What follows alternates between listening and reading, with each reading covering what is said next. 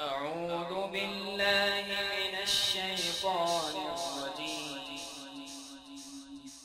بسم الله الرحمن الرحيم.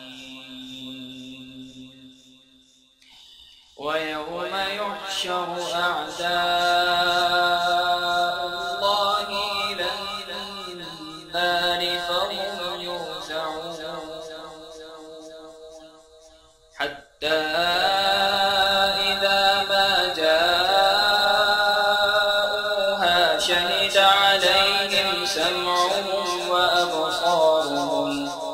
شهد عليهم سمعهم وأبصارهم وجلودهم بما كانوا يعملون. وقالوا لجلودهم لم شهدتم علينا؟ قالوا أنطقنا الله الذي أنطق كل شيء وهو خلقكم أول مرة وإليه ترجعون. وما كنتم تستترون أن يشهد عليكم سمعكم ولا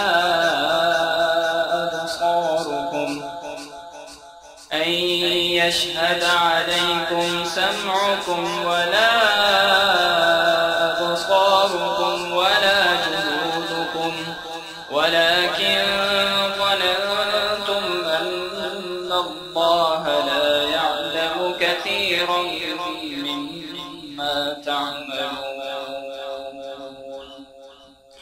وذلكم ظنكم الذي ظننتم بربكم أرداكم فأصبحتم من الخاسرين. فإن يصبروا فالنار مثوى لهم وإن يستعتبوا فما هم من المعتبين. وقيضنا لهم قرناء فزينوا لهم ما بين أيديهم وما خلفهم وحق عليهم القول في أمم قد خلت من قبلهم من الجن والإنس إنهم كانوا خاسرين. وقال الذين كفروا لا تسمعوا لهذا القرآن والغوا فيه لعلكم تغلبون. فلنذيقن الذين كفروا عذابا شديدا ولنجزينهم أسوأ الذي كانوا يعملون. ذلك جزاء أعداء الله النار لهم فيها دار الخلد جزاء بما كانوا بآياتنا يجحدون. وقال الذين كفروا ربنا أرنا الذين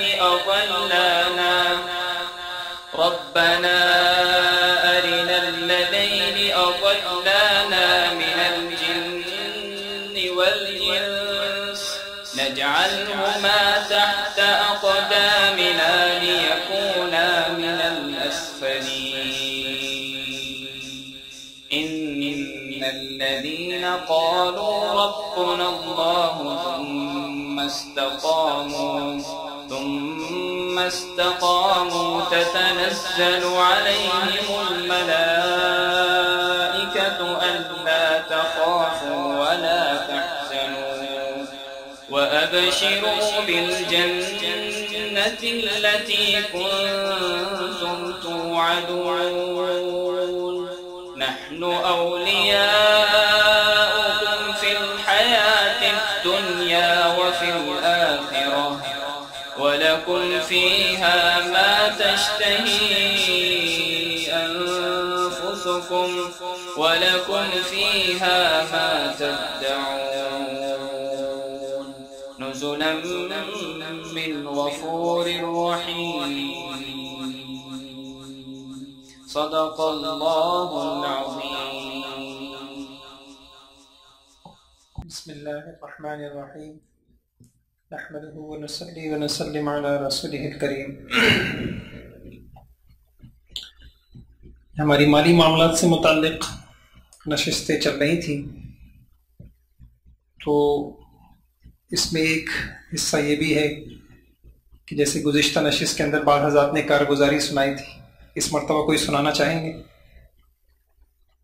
میں نے عرض کیا کارگزاری اس بات کے لیے ہوتی ہے کہ کیا تبدیلیاں آئیں عزائم میں، عمل میں، سوچ میں، کیا فکر پیدا ہوئی، یا یہ کہ آئندہ کے لیے کیا نیتیں کی۔ جی کوئی حضرات ہیں؟ اچھا چلیں اگلی نشست میں دیکھ لیں گے۔ ہماری بات جو چل رہی تھی کہ آسمانی وحی، آسمانی علم ہمیں کیا رہنمائی کرتا ہے کمانے کے اعتبار سے اور خرچ کرنے کے اعتبار سے۔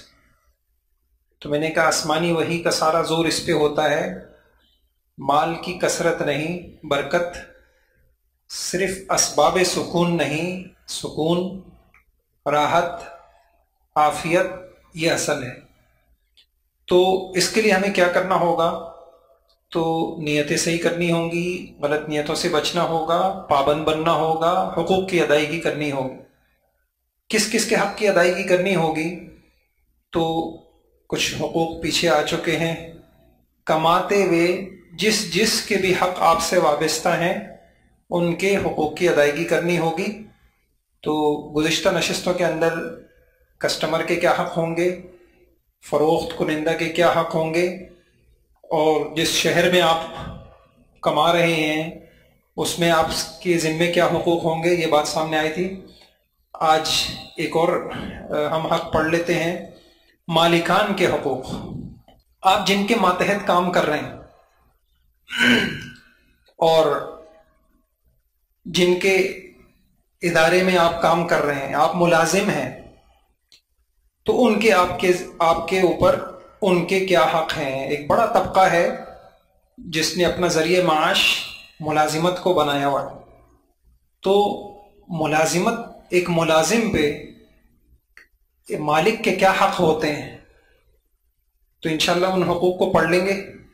سب سے پہلا حق ان کے ساتھ خیر خواہی کرنا، مالکان کا حق۔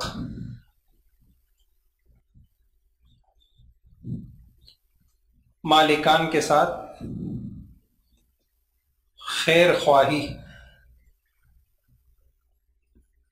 یہ ان کا حق ہے۔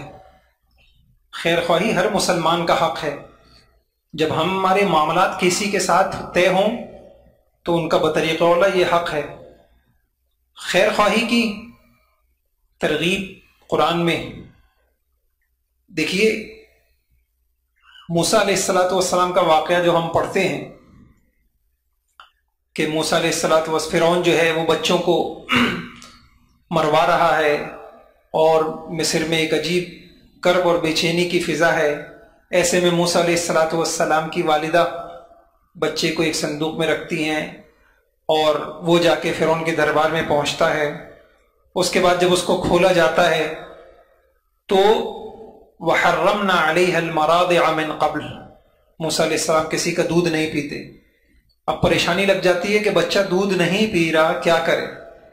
ایسے میں موسیٰ علیہ السلام کی بہن جو اس تلاشی میں تھیں، دیکھوں موسیٰ کے ساتھ کیا معاملات ہوتے ہیں، تو وہ فرعونیوں سے یہ کہتی ہیں هَلْ أَدُلُّكُمْ عَلَىٰ أَهْلِ بَيْتٍ يَكْفُلُونَهُ لَكُمْ وَهُمْ لَهُ نَاصِحُونَ۔ قرآن کے ایک ایک لفظ کے اندر سمندر کے سمندر چھپے، ایک ایک لفظ میں ہمارے لیے ہدایت کا سامان ہے۔ موسیٰ علیہ السلام کی بہن کہتی ہیں کیا میں تمہیں ایسے گھر کا پتہ بتاؤں کہ جس کے لوگ تمہارے اس بچے کی پرورش بھی کریں گے، تم ان کو ملازمت پہ رکھ لینا، وہ تمہارے بچے کی پرورش بھی کریں گے، وَهُمْ لَهُ نَاصِحُونَ، اور وہ اس کے خیر خواہ رہیں۔ بتایا کہ ملازم کے ذمے ہے کہ وہ اپنے مالکان کا خیر خواہ ہو، ان کا بھلا چاہے، ان کے لیے اس کے دل میں اچھے جذبات ہوں۔ ایک حدیث میں اللہ کے نبی نے فرمایا، العبد اذا نصح سیدہ وَأَحْسَنَ عِبَادَةَ رَبِّهِ كَانَ لَهُ أَجْرُهُ مَرَّتَيْن۔ اس زمانے میں چونکہ غلام ہوتے تھے اور وہ کام کیا کرتے تھے، ملازم بھی ہوتے تھے لیکن زیادہ کام کاج غلام کیا کرتے تھے، تو حضور نے فرمایا غلام، لیکن یہ حکم جیسے غلاموں کے لیے ہے، یہ حکم ملازمین کے لیے بھی۔ کوئی ملازم جب اپنے مالک کی خیر خواہی کرے اور اپنے رب کی عبادت کرے، دیکھیں دونوں حق کو جوڑ دیا، اپنے اللہ کا حق بھی ادا کرتا رہے اور اس کی معاش اللہ پاک نے کسی ملازمت سے جوڑ دی ہے تو وہ اس میں اپنے مالکان کا حق ادا کرتا رہے، ان کا خیر خواہ رہے اور اپنے رب کی عبادت اچھے طریقے سے کرے، تو اس کو ہر عمل کا ثواب دوسروں کے مقابلے میں دوہرا ملے گا۔ اس کے اوپر ڈبل ذمہ داریاں ہیں، اس نے اللہ کو بھی راضی کرنا ہے، اس نے مالکان کے ماتحت بھی چلنا ہے، اس کے اوپر یہاں سے بھی کچھ پابندیاں ہیں، اس کے اوپر یہاں سے بھی کچھ پابندیاں ہیں، یہ اللہ کا بھی حق ادا کرتا ہے اور یہ اپنے مالکان کا بھی خیر خواہ ہے۔ ایک حدیث میں ہے، خیر الکسب کسب ید العامل اذا نصح، کام کرنے والے کی بہترین کمائی ہاتھ کی کمائی ہے جبکہ وہ خیر خواہ ہو۔ تو خیر خواہی کیا ہے جی؟ یہ اتنا زبردست لفظ ہے، اگر کوئی ہم سے یوں کہے اسلام میں جتنے اخلاق بیان کیے گئے ہیں اس کو ایک لفظ میں بتاؤ، تو وہ ایک لفظ یہی بنتا ہے، النصیحہ، خیر خواہی۔ سب کا بھلا چاہو، سب کے لیے اچھے جذبات رکھو، سب کے خیر خواہ بن کے جیو۔ آپ جس ادارے میں کام کر رہے ہیں تو مالکان کے ادارے کو اپنا ادارہ سمجھیں، ان کے کام کو اپنا کام سمجھیں، یہ ہے خیر خواہی۔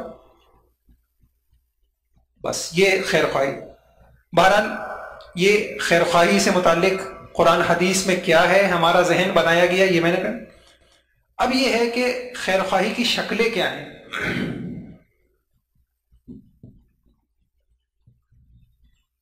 خیر خواہی کی شکل، یہ کیا مالکان کا حق ہے خیر خواہی؟ اب خیر خواہی کی شکلیں کیا ہیں؟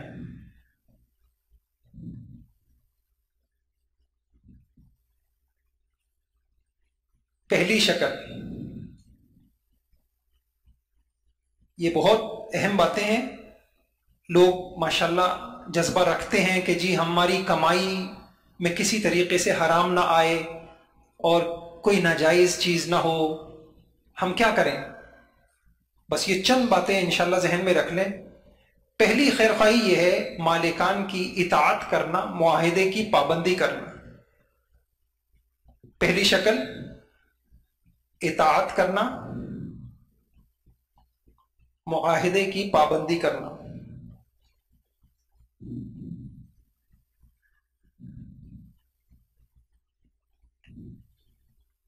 انسان جب کسی ادارے میں جاتا ہے تو ظاہری بات ہے ان سے کوئی معاہدہ ہوتا ہے اور آپ ان کے ماتحت ہیں، آپ مان کے چلیں گے تو ہی ان کا کام آگے بڑھے گا، آپ نہیں مانیں گے تو یہ ایک ہے۔ حدیث میں آتا ہے، یہ دیکھیے ایک اللہ کے نبی کی ایک ایک حدیث میں کتنی ہمارے لیے یہ رہنمائی ہے۔ ایک حدیث میں آتا ہے کہ ایک شخص تھے، وہ آ کے شکایت کرنے لگے اپنے غلاموں کی۔ آج کے دور میں یوں کہہ لیں کہ کوئی مالک آئے اور اپنے ملازمین کی شکایت کرے، حضور صلی اللہ علیہ وسلم سے شکایت کرے، اور 3 بڑی شکایتیں کی، اور قیامت تک کے لیے آپ دیکھیں گے مالکان کو اپنے ملازمین سے یہی 3 شکایتیں ہوتی ہیں، بھائی یہ 3 مسئلے حل ہو جائیں سارا مسئلہ حل ہو جائے اور ہم یہ 3 چیزوں سے بچیں۔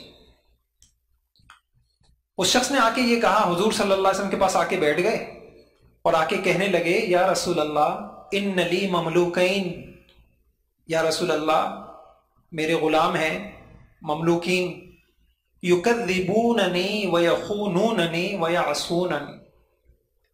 3 شکایتیں. پہلی شکایت یہ کی کہ وہ خیانت کرتے ہیں، خرد برد کرتے ہیں، ہیر پھیر کرتے ہیں مال. آگے انشاءاللہ. دوسری شکایت یہ کی، نہیں پہلی شکایت یہ کی یکذبوننی، جھوٹ بہت بولتے، غلط بیانی کرتے. دوسری شکایت کی وَيَخُونُونَنِي، یا رسول اللہ یہ جو میرے ماتحت ہیں، آج کے دور میں آپ ملازم کہہ لیں، اس نے کہا تھا میرے غلام ہیں، یہ خیانت کرتے میرے ساتھ. اور تیسری شکایت یہ کی وَيَعْصُونَنِي، یہ نافرمانی کر، کہتا ہوں یہ کام اس طرح سے کرو، نہیں کرتے، کہتا ہوں یہ نہیں کرو، یہ نہیں کرو، یہ یوں کرو، یہ اتنا کرو، یہ اب کرو، بات ہی نہیں مانتے. تو پھر میں کیا کرتا ہوں؟ میں جب تنگ دل ہو جاتا ہوں تو میں سختی کرتا ہوں. اشتمہم واضربہم، کبھی برا بھلا کہتا ہوں، ڈانٹ ڈپٹ کرتا ہوں، سختی کرتا ہوں، کبھی ہاتھ بھی اٹھا دیتا ہوں.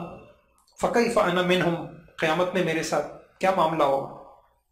یہ وہ تھا حضور کی تربیت کا حصہ کہ کوئی کسی شعبے میں ہو، وہ احساس جواب دہی اس کے ذہن میں ہوتا تھا. وہ کماتے تھے لیکن احساس جواب دہی، کل قیامت میں کوئی جواب دینا پڑے گا کسی. تو فرمایا فکیف انا منہم، یا رسول اللہ میرا اور ان کے ساتھ معاملہ کل قیامت میں کیا ہوگا؟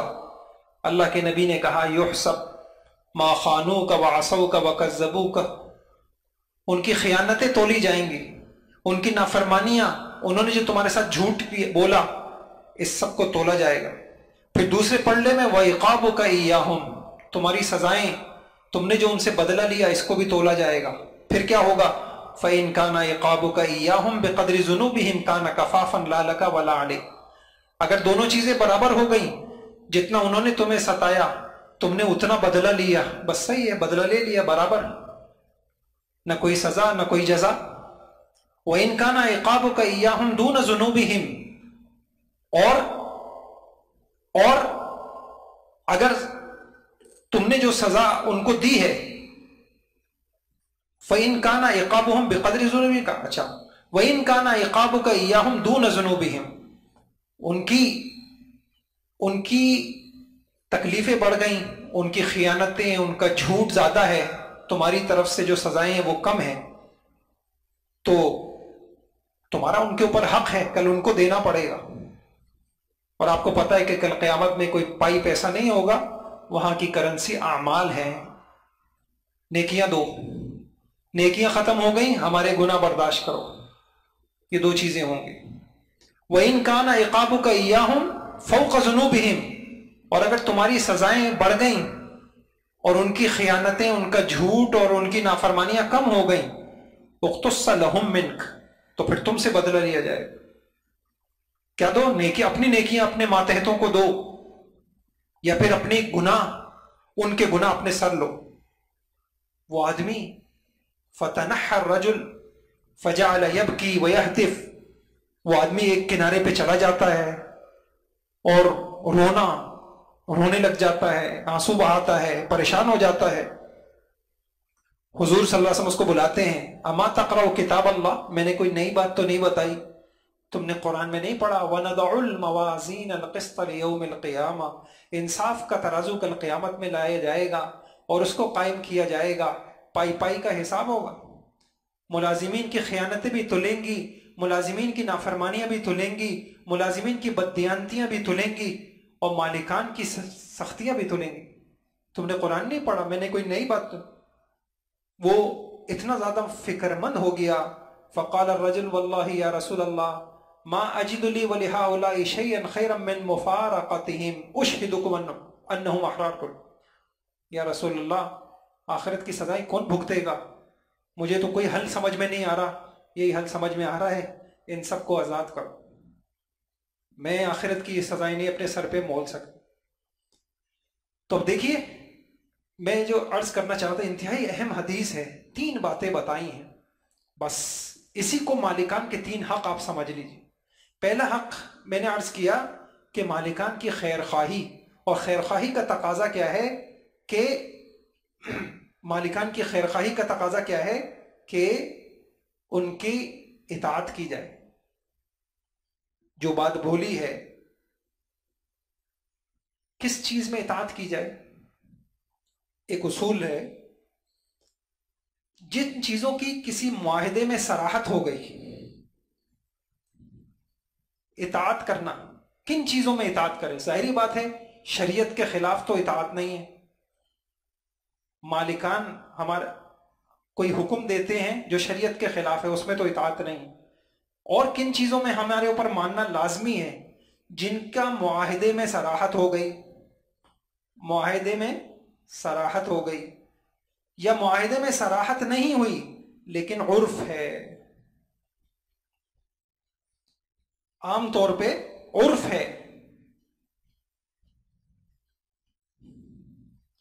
مثال کے طور پر صراحت ہو گئی بھئی آپ کو یہ کام کرنا ہوگا، آپ کو یہ بھی کرنا ہوگا، آپ کو یہ بھی کرنا ہوگا، آپ اس چیز کے پابند ہوں گے. جب معاہدہ ہو گیا ہے تو جو بات سامنے آ گئی ہیں وہ کرنا ہوں گی. بعض چیزیں ہیں وضاحت نہیں ہوتی لیکن مارکیٹ کا عرف ہوتا ہے کہ بھئی ملازموں کو یہ بھی کرنا ہے، یہ بھی کرنا ہے. تو جو کام عرف میں کسی کام کے تابع شمار ہوتے ہیں، اور رکھا تو آپ کو اس کے لیے تھا، آپ کے ذیل میں یہ کام بھی کرنے ہوں گے، تو وہ بھی ملازم پہ لازم ہوتے ہیں. مالکان کے ساتھ عزت تکریم کا معاملہ کرنا، بدتمیزی بدزبانی نہیں کرنا، یہ بھی ان کی خیرخواہی میں شامل ہے. اللہ پاک نے یہ تقسیم رکھی ہے دنیا میں، کسی کو مالک بنایا، کسی کو مملوک، کسی کو ملازم بنایا. تو حدیث میں آیا لیس منا من لم یرحم صغیرنا ویوقر کبیرنا، جو شخص ہمارے بڑوں کی تعظیم نہ کرے وہ ہم میں سے نہیں ہے. اصل میں بڑا کون ہے؟ حقیقت میں تو فیصلہ قیامت میں ہی ہوگا، اونچا کون تھا، بڑا کون تھا. لیکن دنیا کے اندر یہ تقسیم اللہ پاک نے ظاہری طور پہ رکھی ہے. کسی کو مطاع بنایا، کسی کو مطیع بنایا، کسی کی ماننی ہے، کسی کو ماننی ہے، تو اس کی وہ کرنا پڑے گی. تو ایک شکل یہ آ گئی، خیر خواہی کی یہ شکل آ گئی کہ ماننا ہے، اطاعت کرنی ہے، جو معاہدہ ہو گیا اس کو پورا کرنا ہے اور خیر خواہ بن کے چلنا ہے. خیر خواہی کی دوسری شکل، یہ پہلی شکل ہو گئی. دوسری شکل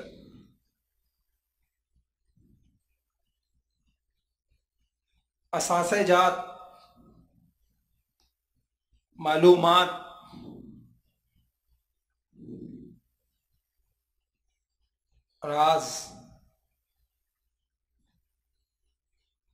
رازوں کی حفاظت. جب ہم یہ کہتے ہیں جب کسی کے ماتحت کام کریں تو ان کی خیرخواہی کرنی ہے، تو خیرخواہی کی دوسری شرط ہے ادارے کے جو اثاثے ہیں، ادارے کی جو معلومات آپ کے پاس ہیں، ادارے کے جو راز آپ کے پاس ہیں، وہ امانت ہیں آپ کے پاس، ان کی حفاظت کرنا. یہ امانت کا تقاضا ہے. آپ نے حدیث سنی ہوگی اذا حدث الرجل بالحدیث ثم التفت فہی امانت. دو آدمی بات کر رہے ہیں اور پھر ایک آدمی مڑ مڑ کے دیکھتا بھی جا رہا ہے، کوئی سن تو نہیں رہا ہماری بات. اللہ کے نبی نے کہا پھر اس کا مطلب یہ ہے کہ وہ صرف آپ کو بتانا چاہتا ہے، وہ دوسروں کو نہیں بتانا چاہتا. تو اگر آپ کسی ادارے میں ہیں، آپ کے ساتھ مالکان کی کوئی میٹنگ ہوتی ہے، کوئی بات ہوتی ہے، کوئی چیز طے ہوتی ہے، اور آپ سمجھتے ہیں کہ وہ اس کو راز میں رکھنا چاہتے ہیں، وہ پھیلانا نہیں چاہتے، تو یہ امانت ہے. اور ان کی خیرخواہی کا تقاضا یہ ہے کہ پھر وہ کسی کو نہ بتائی جائے. حدیث میں آتا ہے المجالس بالامانہ، مجلسیں امانت داری کے ساتھ ہیں. ایک مجلس کی بات دوسری جگہ نہیں، ایک میٹنگ کی بات دوسری جگہ نہیں، ایک ادارے کی بات جس کو وہ چھپانا چاہتے ہیں کسی دوسرے کو نہیں بتائی جائے. امام غزالی رحمۃ اللہ علیہ فرماتے ہیں اگر کسی نے کسی کا راز فاش کیا تو اگر مقصد اس کو ضرر پہنچانا ہے تو یہ حرام ہے، حرام ہے، معمولی گناہ نہیں ہے. اور اگر ضرر پہنچانا نہیں ہے، بس آپ کی عادت ہے، کسی کی عادت ہے ایسی، تو پھر بھی یہ قابل ملامت ہے، آپ نے امانت کے تقاضے پورے نہیں کیے۔ بعض اوقات ملازم کے پاس ادارے کے یا کاروبار کے خفیہ معلومات ہوتی ہیں جسے دوسروں سے مخفی رکھنے کا کہا گیا ہوتا ہے، یہ سب امانت ہیں۔ ادارے کی انتظامیہ علیحدہ بٹھاتی ہے، کوئی میٹنگ کرتی ہے، کاروبار کی کوئی نوعیت اس میں واضح ہوتی ہے، یہ سب راز کی باتیں ہوتی ہیں، آپ سمجھتے ہیں کہ اس کو راز میں رکھنا، تو یہ امانت ہے۔ تو دو شکلیں آ گئیں۔ خیر خواہی کی دوسری شکل یہ ہے کہ جن اداروں کے اندر ہمیں کام کا موقع مل رہا ہے، ہم خیر خواہ، ایک بات بس ایک چیز ذہن میں بٹھانی ہے کہ خیر خواہ بن کے چلنا ہے، اور خیر خواہ بن کے چلنے میں ایک بات، دو باتیں بتائی، اطاعت کرنی ہے، یہ ایک شکل ہے مالکان کی خیر خواہی کی، ان کے رازوں کی حفاظت کرنی ہے، اور تیسری شکل اچھی تجاویز اور مشورے۔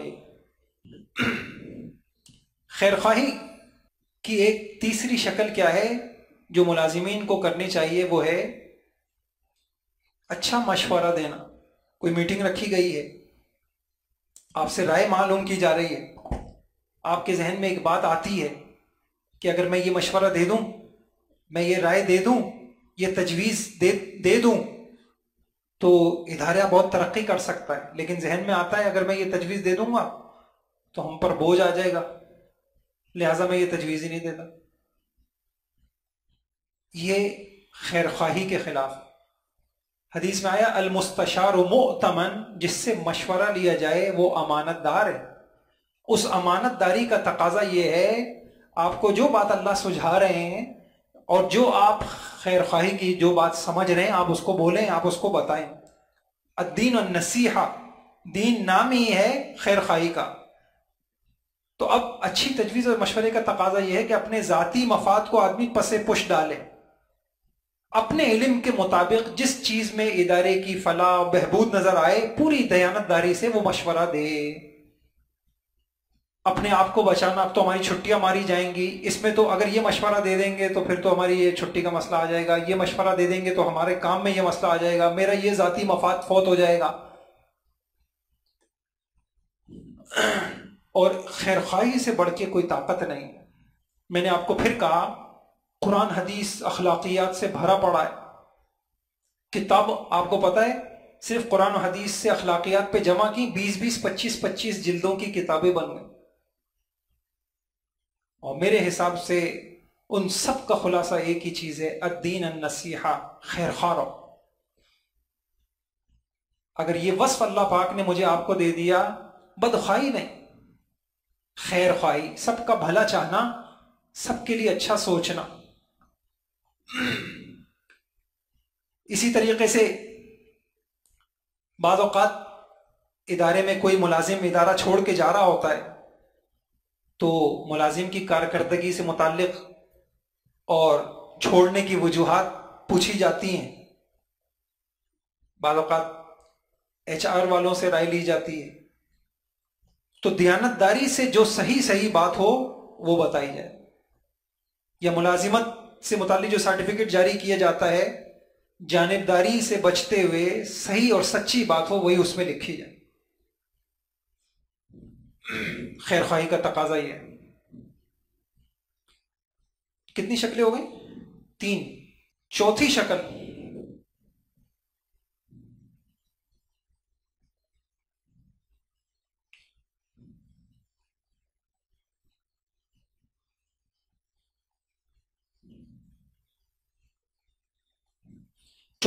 یہ ہے دیے گئے اختیارات کا صحیح استعمال۔ دیے گئے اختیارات کا صحیح استعمال۔ جب کسی ادارے میں کچھ لوگ ملازمت کرتے ہیں، ان ملازمین میں بھی مختلف عہدے تقسیم، کسی کو مینیجر بنا دیا، کسی کو کچھ بنا دیا، کسی کو کوئی اختیار دے دیا، کسی کو کوئی اختیار دے دیا۔ تو اب یہاں سب سے پہلے ایک بات سمجھنی ہے، یہ جو عہدے ہیں یہ امانت ہے۔ آپ کو یہ ایک عہدہ ملا ہے، آپ کے تحت کچھ لوگوں کو کر دیا گیا ہے، آپ کو کچھ اختیارات دیے گئے ہیں. تو یہ حدیث میں قرآن کریم میں آتا ہے ان اللہ یأمرکم ان تؤدوا الامانات الی اہلھا.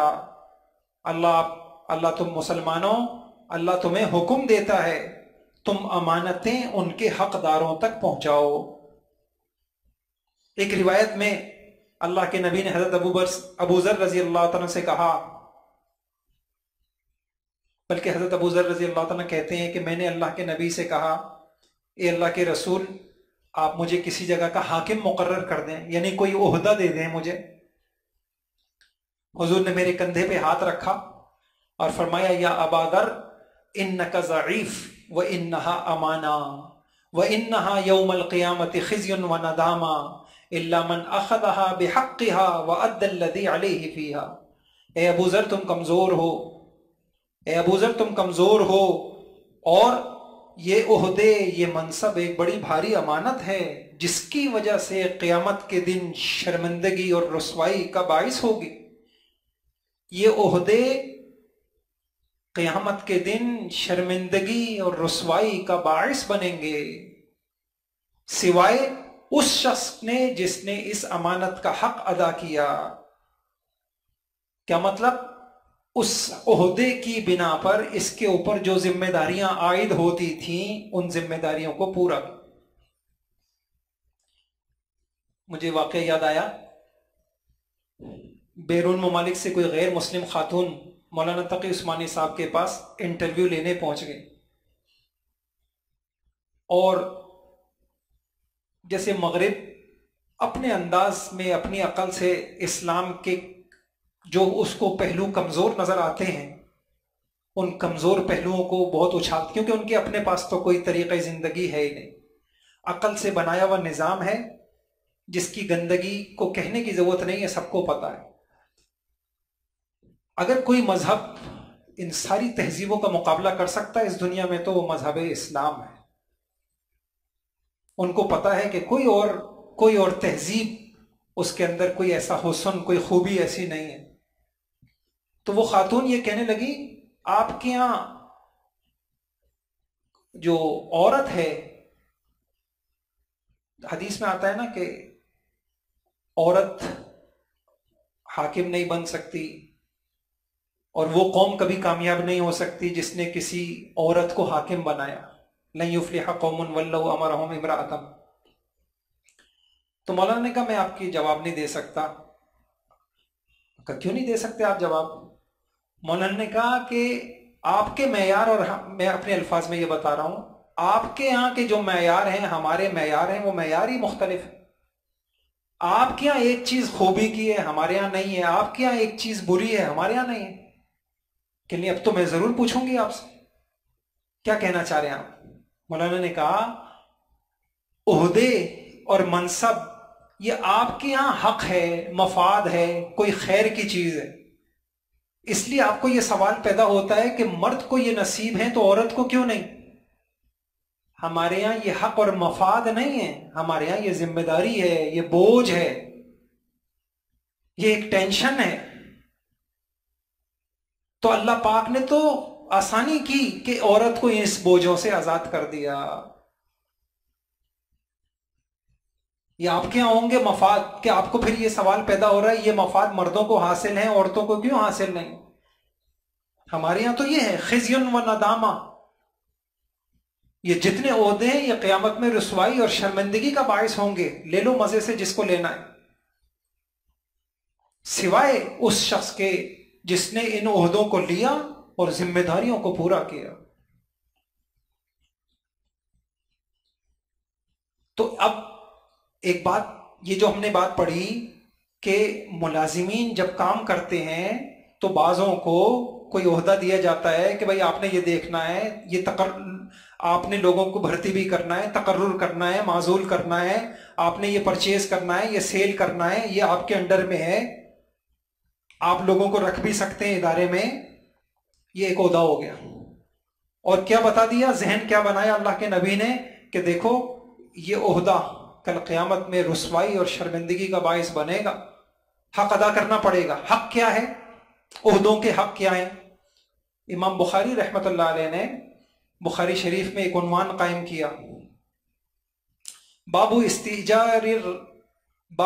इस्तिजार रजुल सालिह, कि आप जब तकर्रुर करें तो सालिह आदमी को तकर्रुर करें। और फिर इमाम बुखारी रहमतुल्लाह अलैह ने जो आयतें या दो रिवायतें नकल की हैं, उसमें एक ये नकल किया है, कुरान करीम में आता है, इन्न खैरा मन इस्तअजरतल कवी अल अमीन। वो हज़रत शुएब अलैहिस्सलाम की जो बेटियां थीं, पानी भर रही थीं, अब सारा वाक़या मशहूर है, मैं सिर्फ इशारा कर रहा हूँ। और उसके बाद वो आई थी कि अब्बा जान आपको बुला रहे हैं, आपने जो हमारे साथ खैरख्वाही की है तो नबवी मिजाज है, एहसान का बदला देना है, तो अब्बा जान बुला रहे हैं। तो वो जाके क्या कहती हैं अपने अब्बा से, शुएब अलैहिस्सलाम से बेटियां, इन्न खैरा मन इस्तअजरतल कवी अल अमीन, अब्बा जान इनको मुलाजिमत पे रख लीजिए। क्यों? क्यों मुलाजिम में जो दो बुनियादी सिफात होनी चाहिए वो इनके अंदर हैं। एक तो क्या है, अल कवी, ये कवी हैं। अब कवि को आप इस माना में ले लीजिए, जिस शोबे के अंदर इंसान जिस ओहदे को ले रहा है, उस ओहदे की जिम्मेदारियां पूरा करने की पूरी सलाहियत हो, तो इनके अंदर है। और दूसरी अल अमीन, अमानतदार है। पता चल गया कि ओहदा, उसमें दो बुनियादी चीजें हैं। जिस शख्स, मुझे ओहदा मिला है कि ठीक है तकर्रुर कर लें आप जिस शख्स को रख रहे हैं उसमें जिम्मेदारियां पूरा करने की अहलियत है या नहीं, या सिफारिश पे रख रहे हैं आप, या आप रिश्तेदारी पे रख रहे हैं, नहीं। और अल अमीन, बंदा अमीन है या नहीं, ये वाली डिग्री उसके पास है या नहीं। देखिए ये सारा कोर्स जो है ना, अल्लाह के वास्ते आप लोगों से गुजारिश है, बहुत संजीदगी से इसको लें। अल्लाह के लिए कुछ मुश्किल नहीं है। आज आप 4 बैठे हैं, आप फिक्रमंद हो जाएं अल्लाह, तो ये अमानत और ये दियानत के जो तकाजे हैं, ये 4000 तक, 4 लाख तक भी पहुंच सकते हैं। इसलिए मैं बार बार आपसे कह रहा हूं कि आप सोचें, इस क्लास के ख़त्म होने से पहले ये कहीं और शुरू हो जानी चाहिए, ठीक है इंशाल्लाह। किसी मस्जिद में ये क्लास शुरू हो जानी चाहिए, और इस क्लास का जो अगला लेवल है वो यहां शुरू हो जाना चाहिए। बात से बात फैलेगी इंशाल्लाह।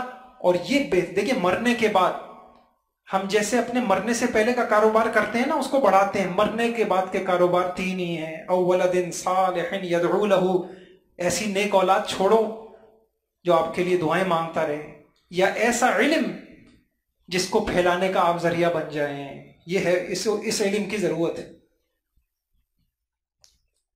अच्छा, एक इसी तरीके से अल्लाह के नबी ने फरमाया, हुजूर साहब ने फरमाया, अल खाजिन अल अमीन अल्लज़ी युअद्दी मा उमिर बिही तय्यबतन नफ्सुहु अहदुल मुतसद्दिकीन।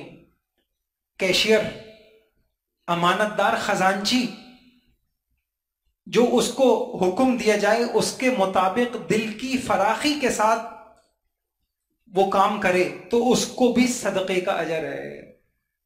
आपको ओहदा मिला है, आपके जरिए से इदारे के अंदर तनख्वाहें जाती हैं। अब आप, वही बात है, मजबूरी से फायदा नहीं उठाना।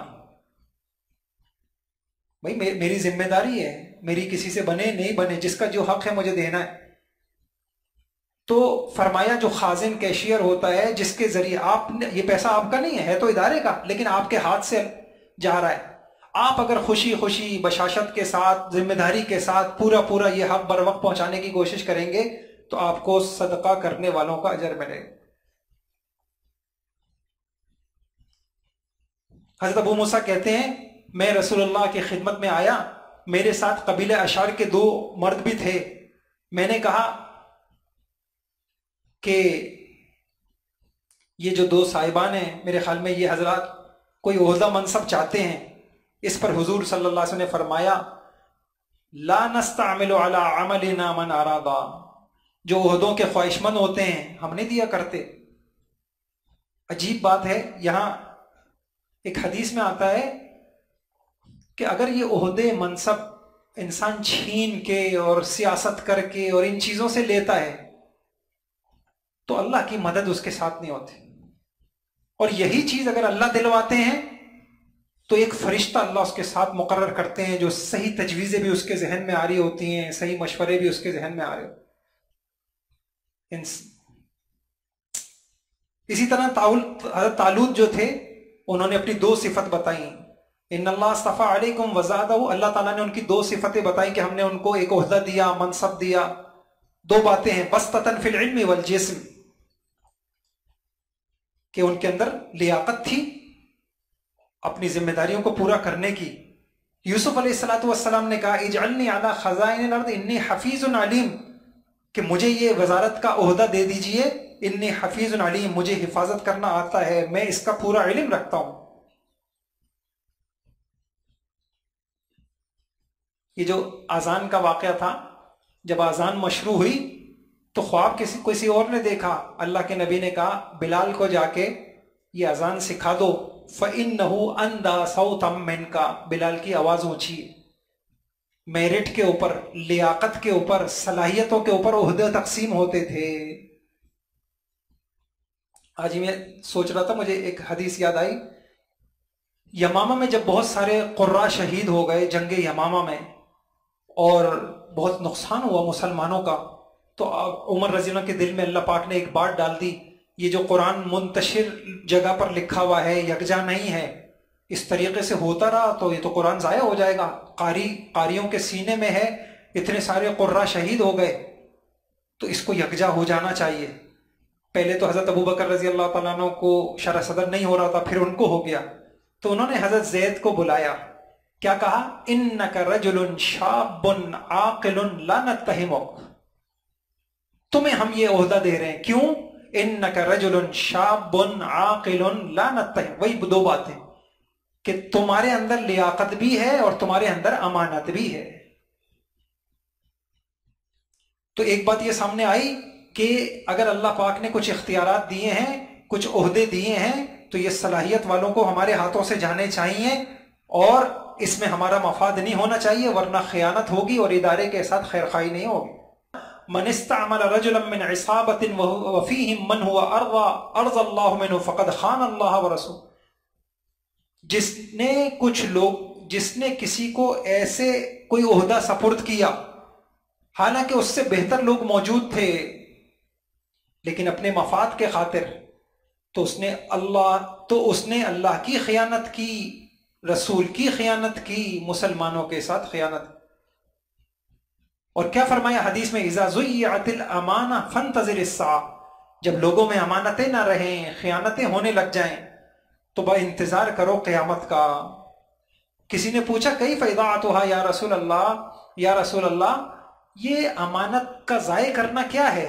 تو فرمایا اذا وسد الامر الى غیر اہلہ فانتظر الساعہ، جب نااہلوں کے سپرد معاملات ہو جائیں تو قیامت کا انتظار۔ جو بھی شعبہ نااہلوں کے سپرد ہوگا اس شعبے کی تو قیامت آ گئی نا۔ دیکھیں نا کراچی میں اب آپ دیکھیں کہ عہدے کہاں سپرد ہوئے، اب کوئی بھی معاملہ لے لیں آپ تو قیامت دیکھ رہے ہیں نا اپنی آنکھوں سے، سڑکوں کی قیامت آ گئی، نالوں کی قیامت آ گئی، پورا نظام۔ قیامت کس کو کہتے ہیں؟ نظام کے درہم بھرم ہونے کو قیامت کہتے ہیں۔ آسمان ٹوٹے گا، زمین پھٹے گی، سورج چاند بے نور ہو جائیں گے، نظام درہم بھرم ہو جائے گا۔ تو حضور نے بتایا یہ کب ہوتا ہے؟ جب لوگوں میں خیانت آ جائے۔ کون سی خیانت آ جائے؟ کہ لوگ عہدے، امانت، ذمہ داری یہ نکل جائے، نااہل آ جائیں۔ اور نااہلی کیا ہے؟ یا تو آپ اس کام کے اہل نہیں ہیں، اور یا آپ کے اندر امانت نہیں ہے۔ ہم بھگت رہے ہیں پوری قوم۔ تو اللہ پاک ہم سب کو ایک اس کے شعور عطا فرما دے۔ تو میں نے عرض کیا خیر خواہی کی چوتھی شکل ہے اللہ پاک جو عہدہ ہمیں دے دیں تو اس عہدے میں کیا کرنا ہے، جو اختیارات ہمارے پاس ہیں ان اختیارات کو ہم نے صحیح استعمال کرنا ہے۔ اختیارات عموماً کتنے پاس ہوتے ہیں؟ نمبر 1 تقرری اور برطرفی کے اختیارات۔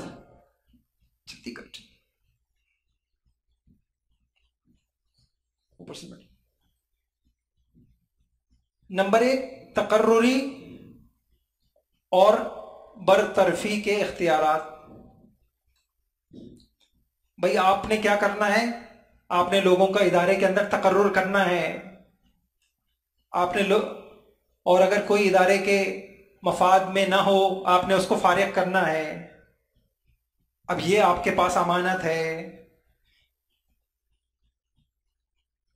بعض اوقات جن افراد کو ملازمین کی تقرری، برطرفی، شارٹ لسٹنگ وغیرہ کا اختیار دیا گیا ہو، ان کا متعلقہ شعبے سے متعلق اہلیت، امانت، دیانت داری، ادارے کی پالیسیوں کو نظر انداز کر کے صرف ذاتی مفاد، تعلق، رشتہ داری یا ذاتی عداوت کی بنا پر کسی کو برطرف کر دینا یا کسی کی بھرتی کر لینا، تقرر کر لینا، یہ وہی ہو گیا کہ خیر خواہی کے خلاف ہے۔ یا بعض اوقات تنازعات، جھگڑے ہو جاتے ہیں آپس میں، ملازمین نے آپ کو بنایا گیا ہے کہ بھائی اب آپ نے کیا کرنا ہے، اس طرح کے کوئی جھگڑے ہوں آپ نے نمٹانے ہیں۔ اب اس کے اندر کوئی آدمی کیا کر رہا ہے، قرابت داری کا خیال کر رہا ہے، اپنی دوستی کا خیال کر رہا ہے، اپنی قومیت کا خیال کر رہا ہے، تو کیا کر رہا ہے، وہ اس عہدے میں خیانت کر رہا ہے۔ خزی و ندامہ، عہدے قیامت میں رسوائی کا باعث بنیں گے۔ اور بعض لوگوں جب ہم یہ کام کر رہے تھے، اس نے کہا صلح کروانے کی غرض سے جرمانے وصول کیے جا رہے ہیں اور دلی رغبت کے بغیر مٹھائیاں وصول کی جا رہی ہیں، اور یہ سب چیزیں وہی بات ہے کہ قرآن میں مفتی شفیع صاحب نے اس آیت کے تحت ان اللہ یأمرکم ان تؤدوا الامانات الی اہلھا، اللہ حکم دیتے ہیں مسلمانوں تمہیں کہ امانات ان کے اہل کو ادا کرو اور لوگوں کے درمیان میں انصاف کے ساتھ فیصلہ کرو۔ مفتی شفیع صاحب نے لکھا معارف القرآن کے اندر کہ غور طلب بات یہ ہے کہ قرآن کریم میں لفظ امانت جمع کا صیغہ اللہ پاک نے استعمال کیا، جس میں اشارہ اس طرف ہے کہ امانت صرف یہی نہیں ہوتی کہ آپ کے پاس کسی نے مال رکھوا دیا، بلکہ امانت کی کچھ اور قسمیں بھی ہیں۔ اور اسی میں حضرت نے یہ فرمایا کہ حکومت کے منصب اللہ کی امانتیں، اس سے معلوم ہوا حکومت کے عہدے اور منصب جتنے بھی ہیں وہ سب اللہ کی امانت ہیں۔ جس کے امین وہ حکام اور آفیسرز ہیں جن کے ہاتھوں میں عزل اور نصب کے اختیارات، ان کو نکالنا ہے، ان کو رکھنا ہے۔ ان کے لیے جائز نہیں کہ کوئی عہدہ کسی ایسے شخص کے سپرد کریں جو اپنی عملی یا علمی قابلیت کے اعتبار سے اس کا اہل نہیں، بلکہ ان کے اوپر لازم ہے ہر کام، ہر عہدے کے لیے اپنے دائرے حکومت میں اس مستحق کو تلاش کریں۔ کسی منصب پر غیر اہل کو بٹھانے والے ملعون ہیں۔ وہی بات کہ پریشانیاں کیوں آ رہی ہیں، اللہ کی رحمتیں نہیں، پوری اہلیت والا سب شرائط کا جامع کوئی نہ ملے تو پھر موجودہ لوگوں میں قابلیت امانت داری کے اعتبار سے جو سب سے زیادہ فائق ہو اس کو چن لیا جائے۔ ایک حدیث میں آتا ہے جس شخص کو عام مسلمانوں کی کوئی ذمہ داری سپرد کی گئی، پھر اس نے عہدہ کسی شخص کو محض دوستی اور تعلق کی وجہ سے بغیر اہلیت معلوم کیے ہوئے دے دیا، اس پر اللہ کی لعنت، نہ اس کا فرض قبول ہوگا نہ نفل، یہاں تک کہ وہ جہنم میں چلا جائے۔ اور ایک روایت ابھی میں نے پیچھے آپ کو بتا دی کہ اس نے اللہ رسول کے ساتھ خیانت کی۔ حضرت لکھتے ہیں آج جہاں نظام حکومت کی ابتری نظر آتی ہے وہ سب اس قرآنی تعلیم کو نظر انداز کرنے کا نتیجہ ہے کہ تعلقات اور سفارشوں اور رشتوں سے عہدے تقسیم کیے جاتے ہیں، جس کا نتیجہ یہ ہوتا ہے کہ نااہل ناقابل لوگ عہدوں پر قائز ہو کر خلق کے خدا کو پریشان کرتے ہیں اور سارا نظام حکومت برباد ہوتا ہے۔ اسی لیے حضور نے فرمایا تھا اذا وسد الامر الى غیر اہلہ فانتظر الساعہ، جب عہدے اور یہ منصب نہ اہل کو دیے جائیں تو پھر ان شعبوں کی قیامت آئے گی۔ تو ایک اختیارات یہ ہو گئے، بات یہ چل رہی تھی کہ خیر خواہی کی ایک شکل کیا ہے، جو اختیارات آپ کو دیے گئے ان کا صحیح استعمال کرنا۔ ایک اختیار ہوتا ہے تقرر اور برطرفی کا، دوسرا اختیار خرید و فروخت، کرائے پر لینا دینا، پرچیز ہے، اور یہ جو اختیارات ہوتے ہیں، آپ نے ادارے کے لیے چیزیں خریدنی ہیں، آپ نے بیچنی ہیں، آپ نے کرائے پہ لینی ہے، ان سب میں یہ اختیارات ہیں، آپ کو عہدہ دیا گیا ہے، آپ امین ہیں، آپ کا کام ادارے کے مفاد کو دیکھنا ہے۔ پہلا کام، اب اس میں چند کام کرنے ہیں خرید و فروخت میں۔ پہلا کام تو یہ ہے کہ خرید و فروخت کے جو شرعی اصول اور ضوابط ہیں ہمارے اس کورس کا حصہ نہیں ہے، اگلے لیول کا حصہ ہیں، یہ ہم پڑھ رہے ہیں صرف اخلاقی ہدایات۔ اگلا کورس ہے ہم اس پہ کام کر رہے ہیں، وہ ہے شرعی ہدایات۔ جس وقت ہم کماتے ہیں تو کچھ حق اللہ کے بھی ہوتے، وہ بھی ہمیں پتہ ہونے چاہیے۔ تو آپ جس ادارے میں ہیں تو شرعی طور پہ جو خرید و فروخت کے اصول ہیں آپ اس کو مد نظر رکھیں، اپنے مالکان کو بھی بتائیں بھئی یہ طریقہ صحیح ہے، یہ طریقہ غلط ہے۔ حقوق اللہ کا خیال رکھیں، حکومتی قوانین کا خیال رکھیں، غیر شرعی جو عقود ہوتے ہیں، معاملات ہوتے ہیں، ان سے خود بھی بچیں، ادارے کو، مالکان کو بھی آگاہ کرتے رہیں۔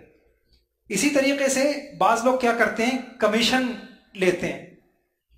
آپ کو ادارے نے خرید، یعنی آپ نے بڑی فیکٹری ہے، بہت بڑا مال خریدنا ہے، اب آپ جاتے ہیں جہاں سے خریدتے ہیں، ہاں بھائی اتنا مال، اتنا بڑا آرڈر ہے، اب اس سے کمیشن وصول کیا جا رہا ہے۔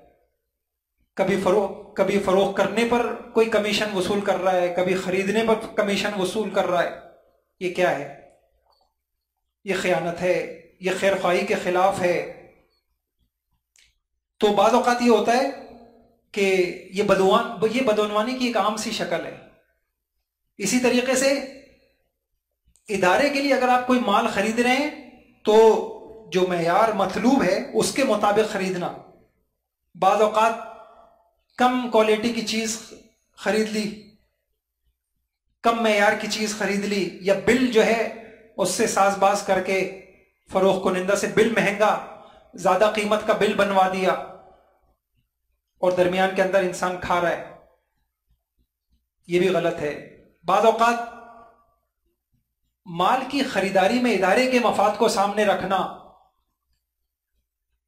بعض اوقات یہ کہتے ہیں کہ جی کوٹیشن آپ لیں تو وہ کہتے ہیں کہ وہ ایک ہی جگہ سے یا جو ہے وہ کئی وہ لے کر دکھا دیا گیا کہ جی ہم نے یہ لے لی۔ بعض اوقات مال لے لیا جاتا ہے، گوداموں میں پہنچا دیا، اس کو پھر ناکارہ تصور دے کر اور پھر اس کو اونے پونے داموں بیچ کے اس سے فائدہ اٹھا لیا۔ بعض اوقات ایک جگہ سے دوسری جگہ منتقلی میں کہہ دیا کہ جی یہ مال چوری ہو گیا، گم ہو گیا۔ خیانت کی بہت ساری شکلیں ہیں۔ اسی طریقے سے تیسرا جو اختیارات ہوتے ہیں، مال کی رقم کی وصولی اور ادائیگی۔ مال کی یا رقم کی وصولی، ادائیگی، پیمنٹ وصول کرنا ہے، آپ نے دینی ہے۔ اب ادارے کے ملازمین ادارے کو اپنا سمجھیں، آپ بروقت اپنی ذمہ داریاں پوری کریں گے تو ادارے کی ساکھ کو فائدہ ہوگا، اور آپ کی معمولی ٹال مٹول کی وجہ سے جو ہے ادارے کی بدنامی ہوئی، نہیں بھائی تم لوگوں سے نہیں کریں گے کام۔ تو ادارے کی خیر خواہی یہ ہے کہ بھائی اگر آپ نے مال اٹھایا ہے اور رقم دینی ہے، مالکان نے آپ کو اختیارات دیے ہوئے، آپ بروقت کوشش کریں کہ بروقت ادائیگی ہو جائے، ادارے کی بدنامی نہ ہو۔ اسی طریقے سے اگر آپ نے مال پہنچانا ہے اس میں آپ خیال کریں کہ بھائی ادارے کی بدنامی نہ ہو اور بروقت مال گاہک تک، کسٹمر تک پہنچ جائے، اس کا خیال رکھیں۔ مالیات اور حسابات کے اختیارات،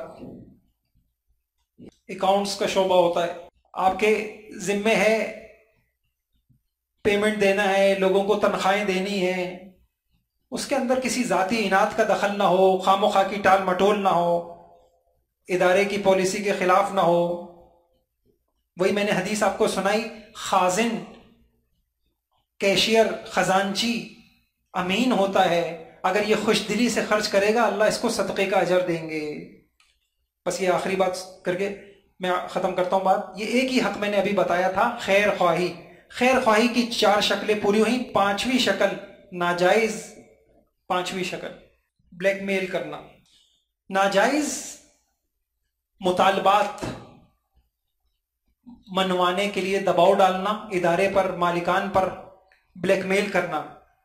خیرخواہی کا تقاضا یہ ہے کہ ملازمین کے ادارے کے ماحول کو خوشگوار رکھیں، کوئی ایسا عمل نہ کریں جس میں بدنظمی ہو، انتشار ہو، املاک کو نقصان ہو، کام کا نقصان ہو۔ یا بعض ادارے کے اندر یعنی بعض شرعی قسم کے ایسے ہوتے ہیں، جب ان کا تقرر نہیں ہوا تھا، سارے ادارے کے ملازمین بہت اچھے تھے، سب اتفاق کے ساتھ کام کر رہے تھے، ایک شریر قسم کا انسان ایسا آ گیا جس کا کام توڑ پیدا کرنا ہے، لگائی بجھائی کرنی ہے، تو یونینیں بنانا شروع کر دیں، دھمکی، جبر، دباؤ سے کام لینا، توڑ پھوڑ کرنا۔ یہ اس خیر خواہی کے خلاف ہے جو خیر خواہی ایک ملازمین پر لازمی حق ہے۔ ایک حدیث میں اللہ کے نبی نے فرمایا لا حلف فی الاسلام فقال قد حالف النبی صلی اللہ علیہ وسلم بین قریش والانصار فی داری۔ حضور نے فرمایا اسلام میں جاہلیت والے غلط قسم کے عہد و پیمان نہیں ہیں۔ جاہلیت میں جو یونینیں جیسے ہمارے یہاں یونینیں بن جاتی ہیں، جاہلیت میں کیا ہوتا تھا، بھئی یہ میری قوم کا ہے، اب ظالم ہو، دوسرا شخص ظالم ہو یا مظلوم، میں نے اپنی قوم کی مدد کرنی ہے۔ فرمایا اسلام میں ایسا، اس قسم کے معاہدے اسلام میں نہیں ہوتے۔ فرمایا اوفو بحلف الجاہلیہ فإنہ لا یزیدہ یعنی الاسلام الا شدۃ ولا تحدث حلما۔ جو جاہلیت کے معاہدے ہیں اس کو چھوڑو، ہاں باقی اسلام تو ایسے معاہدوں کو جس کے اندر خیر خواہی ہو اس کو اسلام کہتا ہے تعاونوا علی البر والتقوی۔ کسی پہ ظلم ہو رہا ہے تو مظلوم کا ساتھ دینا یہ تو مسلمان کا حق ہے، لیکن اس طرح کی یونینیں جو اپنے ذاتی غلط مفادات کے خاطر ہوں اس کی ممانعت ہے۔ اللہ پاک ہم سب کو عمل کی توفیق عطا فرما دے۔ آج کی بات کا خلاصہ یہ تھا کہ جب ہم کماتے ہیں تو کمائی کی ایک شکل یہ بھی ہوتی ہے کہ ہم جو ہے کسی کے ماتحت رہ کر کما رہے ہوتے ہیں، تو جب ہم ماتحت کے رہ کے کمائیں گے تو کچھ حقوق مالکان کے ہمارے ذمے ہوں گے۔ اس میں سے اگر بس 3 بنیادی حق انشاءاللہ عرض کروں گا۔ ایک بنیادی حق یہ بنتا ہے مالکان کے ساتھ خیر خواہی کرنا، ہر نیکی کا اجر ڈبل ملے گا۔ آپ نماز پڑھیں گے، خیر خواہ کو نماز کا ڈبل اجر ملے گا، قرآن کا ڈبل اجر ملے گا، روزے کا ڈبل اجر ملے گا۔ اس کی 5 شکلیں میں نے آپ کے سامنے عرض کی۔ پہلی شکل اطاعت کرنا، معاہدے کی پابندی کرنا۔